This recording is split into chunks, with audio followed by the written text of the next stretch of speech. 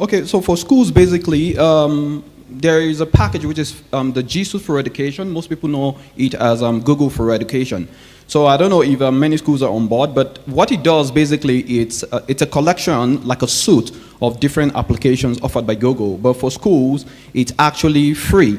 But of course, you know, there are like criterias. You have to meet requirements before you end them. And are those criteria quite difficult for schools? No, they're not. It's just based on how best each schools see fit the usage of technology. The criteria is actually simple. Google expects you to be on like the domain.sch.ng, but I don't want to go into the technical details anyway. But just a school that says, we have been using the Gmail, you know, for years, and I like what the Gmail has done. So can we have like a customized email, also like student name at ABC schools, you know, let's say .sa.ng or staff name.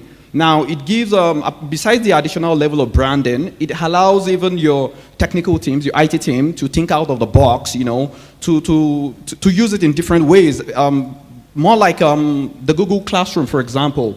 What the Google Classroom does, it's also similar to what the CBT system that is being used, let's say, for computer-based testing examination, you know. So those things are there, and also, you know, YouTube for kids, because of the level of addiction of technology, right? Okay, Google owns Android, you know, if all of us are using Android phone. So when you wake up in the morning, you know, you use the phone first before you sleep at night, you know. So that level of addiction, it shows that schools have really to take technology serious and have to see how best to use it for productive use, you know. The number one difficulty that schools will have, yes, is in order to register for the Google education, yes, and to access things like the Android platform and exactly, YouTube and classroom videos, and situations where you don't even need to have a register because you can create the register within the Google Drive, etc., etc. You can set tests and it can be automatically marked. All of that is fantastic. Right.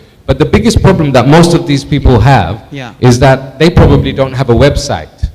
So unless they have a website, Google won't recognize them. There are actually free websites from Google, you know, just based on information. So schools that can afford a website, you know, Google has this package which is called Google Sites, right? So once you type it, it's free. Like even domains are as cheap as like 2,000 naira. So of course Google has where they make money from ads and the rest. But for education, it's more like it's philanthropy. You know, they just want to see people get better, schools get better. You know, how can you improve ABC? So for schools that don't have websites, you know, Google has Google Sites, which can give you like brief information about your school, and from there, you know, we can move on.